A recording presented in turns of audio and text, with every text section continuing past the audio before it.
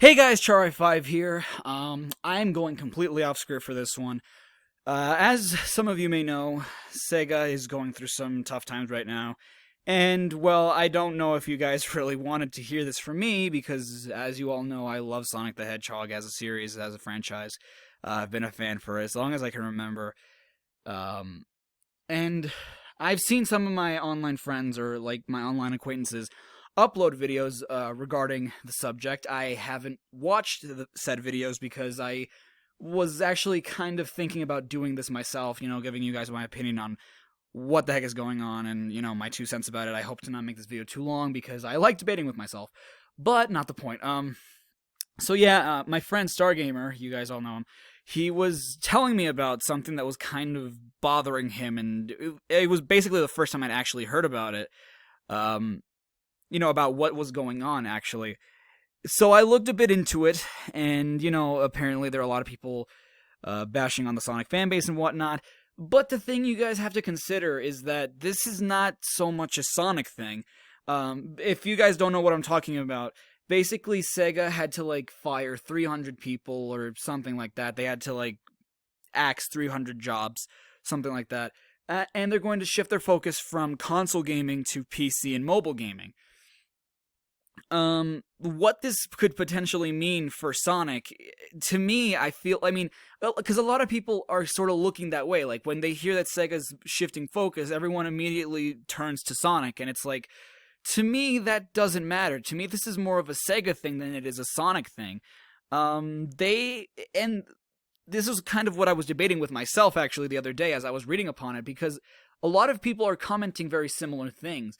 It's not about whether or not going, it's it's funny because I really need to order my ideas first, because it's just so hard for me to to come up with things. And the thing that Stargame was telling me the other day was that it annoyed him a lot that how people were reacting. People were reacting very negatively, and people were just giving up on Sega and Sonic altogether.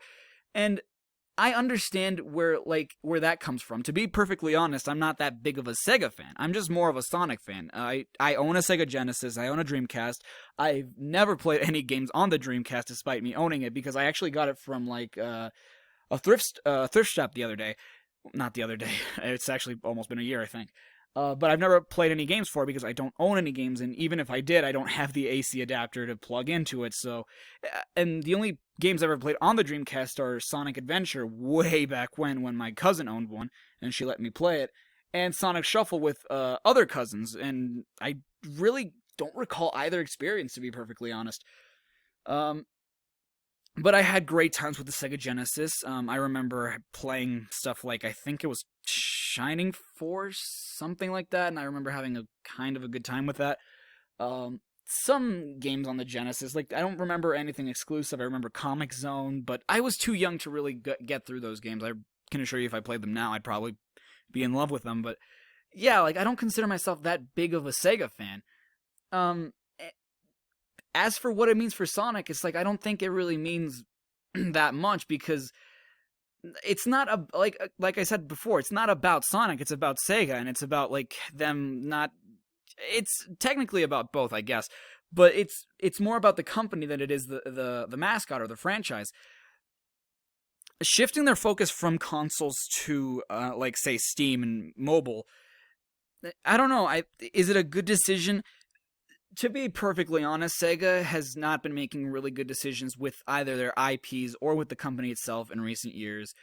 We saw what happened with Sonic last year. I have not played Sonic Boom yet, hence why I have not made an Everything Wrong with yet. I've yet to experience it, but from what I've heard, I've actually restrained from watching the Game Grumps play it. Yeah, for some of you may know, I'm actually a big Game Grumps fan, but I've restrained myself from watching the Let's Play. All I know is that it's really terrible. But I don't know what's to blame there, because I feel I don't know. They've just been taking a lot of risky decisions with a lot of stuff, and again, I feel when we're talking about risky decisions, everyone looks back at Sonic, and I understand where that's coming from, but at the same time, it's not just Sonic. They have other IPs that they could totally use, and people want to see more of. I've heard people want Shenmue 3. I heard I I heard that Alien Isolation was a pretty good game. Like I said, there are a lot of games I have yet to play. There are a lot of games I have yet to experience, and even more games that I have interest in experiencing. I'm a very casual gamer. I'm not very hardcore when it comes to like stuff. I'm not competitive. I love video games for the sake of art. I don't love them for the sake of like, I don't know, competitiveness or I don't know. I like playing games. That's basically what I'm trying to get at. It's like there are games that interest me. There are games that don't interest me. Sega has been publishing games for, quite a while that have been good, and I think that those are really good choices to go with IPs and stuff. But there are other things that people want to see that Sega just won't listen, and they just don't want to come out with those games. Will this be successful for them? I don't know. They're expecting to make a lot less net profit than they did last year. I think it's like 34 million compared to like last year's 260 million, something like that. And well, that is really sad that their expectations have lowered themselves, and they're definitely to blame because they've taken risky decisions, and we can look over to stuff like Sony, Microsoft, Nintendo specifically, because I don't think Sony and Microsoft really have anything to do with this. But more like if we're to compare companies, publishers, we can look over at Nintendo and see that like they've made safe decisions. And I actually saw someone who said that if not for like their main IPs or the characters that they always milk money out of, no one would care about the Wii U. And I definitely agree with that. Probably no one would care about the Wii U had it not been for Mario, Link, all these like IPs that come out every single year, every single console. And with again, I know that it's not about Sonic. I've said that a lot before. But like going back and checking their main IP, their main franchise, their mascot, they are taking very risky decisions with Sonic, and it's not just Sonic, it's the rest of their franchises as well and other stuff. Like for example, we saw Sonic Generations 2011, good year. Good year. It was a great game. I really loved the game. A lot of people passed on Sonic Lost World. A lot of people passed on Boom. I didn't pass on Lost World. I played it. Didn't engage. Like, I've said it before, and I agree with reviewers like John Ortiz. If you guys ever heard of some Call Me Johnny, yes, I do watch him. Yes, I do reference him in my videos. I love his opinions. I think, like, he makes me realize stuff I've never realized before. And especially with his Lost World review, I was having some trouble. I own both the 3DS and Wii U versions, played them both, finished them both. I had certain opinions that I was like, I really don't know if anyone backs me up on this. When I saw his review, I was like, okay, I'm glad to know I'm not the only one who has these feelings. It's a perfectly okay game. It's nothing great. I mean, it's not excellent. It's not great. It's good enough, I guess. It's fully functional. I really ran into no glitches whatsoever. It's a fully functional game. I don't like the art design very much. It's very, I think the art design is very boring. Level design, passable. Story-wise, fairly simple. I could have used a lot more than what it has. I think they played it a bit too safe. But the problem was they changed what was an already established boost formula that we've had ever since Unleashed. And that's the thing, it's like we had it with Unleashed, we had it with Colors, we had it with Generations. I think it worked perfectly well. They expanded upon what they thought was good in Unleashed, made it better in Colors, succeeded even greater in Generations, and they're like, okay, well, you know what, I think we want to take this in another direction, let's go parkour. And the reason Mario and stuff works so well is because they come out with new stuff each game, but they don't deviate from the main style of gameplay. What I'm trying to get with all of this, again, this isn't about Sonic whatsoever, it's more about Sega. Sega takes way too risky decisions, and after Lost World we had Boom, which yes is an alternate universe, but it's way too different, and I think that in trying to make something too different, they didn't consider what made the series so great to begin with. I don't know, I think it's mostly risky decisions. It's not about whether or not they went third party. It's not whether or not they lost the console war. It's not about any of that. It's about risky and clumsy decisions that they made that's kind of forcing them to back down into a bit more, something that's a bit more obscure. And whether or not, like, their focus on these mobile games and, PC games, I don't know if it's a cash grab. I mean, I feel like with mobile, it's a definite cash grab. I feel like with mobile, that's what they're aiming for. But in terms of like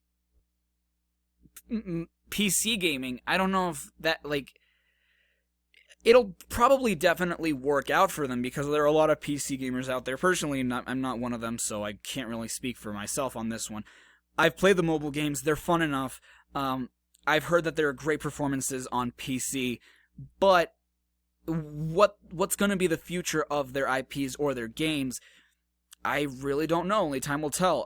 Do I respect this decision?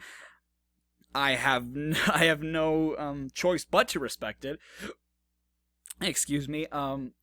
As for Sonic, well, I can only hope for the best. And if, things go wrong with the Blue Blur, then so be it. He had a good run, pun not intended. And I will remain a fan because, like the old games are what made me a fan. And if nothing new is good, then you know what? I have no problem with it because I'm going to keep playing the old games, and that's not going to change. Like, just because something fails doesn't mean that it wasn't once good. And, I'll still linger on to those old things. Thank God that I can still play the heck out of them. But yeah, and I just hope that Sega starts making right decisions. And if not, then I guess I do have to agree. Like, again, I reiterate, not Sonic the Hedgehog is not the point of this video. But a lot of people want to know what I think about it and, like, what I think will happen to Sonic. And if Sega just ends up biting the dust, then I hope that a third-party company, namely Nintendo in this case, buys the IP and they can start doing good things with Sonic again. Hopefully that's the case. And if not, well, then we had a good one. And I guess that's really all I have to say. This probably went on for a lot longer than I expected it to. But yeah, so just to summarize, they made bad decisions. Where the PC mobile game is going, I have no idea. Sonic Runners is coming. I don't know how that'll do for them. But, yeah. That's pretty much all I have to say. I just hope that no more bad decisions are going to be made throughout this new year that is coming up for Sega. And, well, that's what I have to say about that. So, until next time, thank you for watching. Stay awesome. Stay safe. This is Char5, signing off.